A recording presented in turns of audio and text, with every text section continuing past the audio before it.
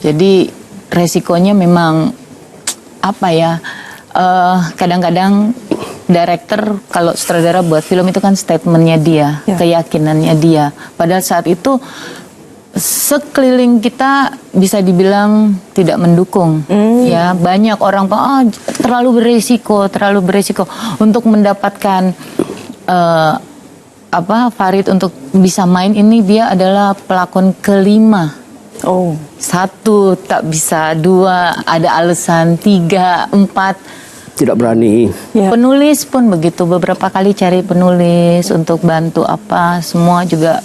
Ya, kita memahami situasi itu, sangat memahami pada saat itu. Jadi begitu. Kenapa juga orang bilang kenapa disembunyikan? Bukan disembunyikan juga, karena kita tidak tahu apa yang akan terjadi di depan. Makanya begitu PRU dimajukan, Farid lagi tengah syuting. Kami pun semua terdiam, maju, dan kemudian mereka harus pulang dulu ke sini untuk mengundi. Dan kami break beberapa saat untuk menunggu dia kembali. Gitu. Cuman situasinya sudah jadi berubah karena kegembiraan itu muncul di set. Kita belum tahu dia menang atau kalah. Karena waktu buat film ini tidak terpikir sama sekali bahwa ini akan masuk Pawagam, akan diterima atau apa, itu belum ada dalam pikiran. Kita hanya akan membuat film sebaik mungkin, sedetail mungkin, yang nanti mungkin hanya bisa di OTT atau entah mungkin kita cuma tayang di YouTube atau apa, itu yang penting bikin dulu gitu. Jadi nggak ada terpikir. Jadi kalau sekarang orang bilang, orang telepon, ini dibuat karena dia sudah jadi PM, tidak. Kami mengetahui dia menang itu ketika kita syutingnya jauh di satu tempat yang tidak ada sinyal. Kalimantan. Kita syuting untuk ambil Sungai Rejang. Kita syuting di Kalimantan, berhari-hari di situ, 2-3 hari di situ, kita nggak tahu situasi di sini dia menang atau kalah. Jadi begitu. Menang sudah tahu, angkat sumpah belum? Angkat sumpah belum. 5 hari kan. Angkat sumpah belum. Jadi kita nggak tahu, dan buat kami pembuat film, menang itu lain soal. Tapi menang atau kalah buat kami pembuat film itu nggak jadi masalah. Dia punya buat film bukan buat Pak Anwar ya, buat film. Dia punya sisi yang sama-sama komersial. Kalau dia menang, lagi banyak orang nonton. Dia nggak menang, banyak orang pengen tahu. Sebab ada message yang ingin disampaikan dalam filem tersebut, dan alhamdulillah ianya boleh ditayangkan sekarang ini. Ditayangkan bila? Kita belum ada, tapi kita jangkakan tentatif sekarang ya, karena ada lagi proses-prosesnya pada hari raya ni. Hari raya. Tentatif ya. Kita ada di merayakan itulah. Saya nak point sekejap bahawa masa kita buat dulu seperti yang Viva sebutkan, bahawa ketika itu orang banyak tidak mau menyokong orang tidak mau menyokong. Jadi kita di banner filem ini berdasarkan kepercayaan kami berdua, bahawa kami yakin Anwar ini mangsa konspirasi. Saya yakin itu, dan dia juga gitu. Kata okey, kita membuat ini kerana kita percaya. Yang lain tak percaya, yang lain tidak mau sokong, tak apalah. Tapi kita harus masukkan ini, dokumenkan ini dalam sebuah movie sekurang-kurangnya. Kalau kita tanpa mengetahui Datuk Seri Anwar bakal menjadi Perdana Menteri, sekurang-kurangnya untuk generasi akan datang, ianya direkodkan.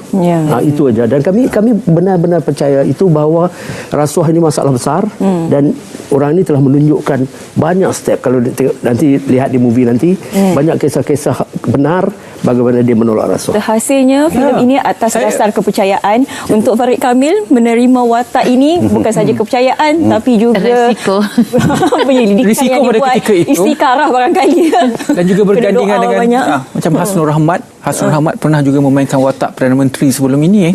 Beberapa tokoh macam mana dalam proses penggambaran dan juga dengan artis-artis lain? Saya kira ini sebagai rezeki yang sudah ditulis. Pertemuan antara Zuna dan Ibu Westi ini membuahkan rezeki kepada saya. Dan mana apabila saya memegang watak Datuk Seri Anwar Ibrahim ketika itu, apa yang membuatkan saya bekerja adalah hati dan perasaan ketika itu.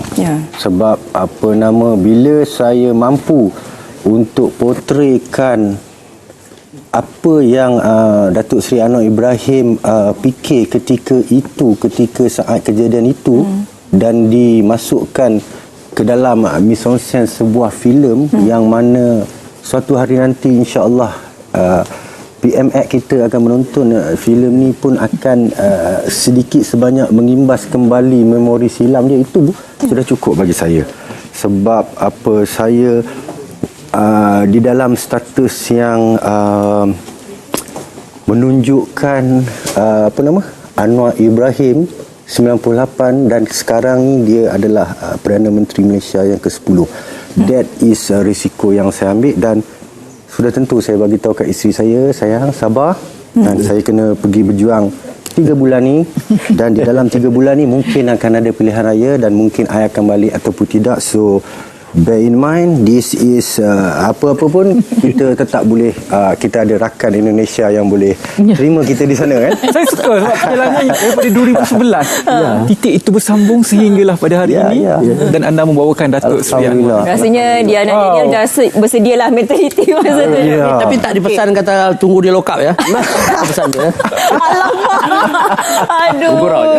Risau juga tu. Keberanian sutradara filem, pengarah filem yang betul-betul mencintai seni dan juga falsafah untuk diangkat ke kaca TV, ke skrin itu pun dia filem ini berbeza daripada filem lain. Filem sebab begini, sebab itu titlenya The Untold Story.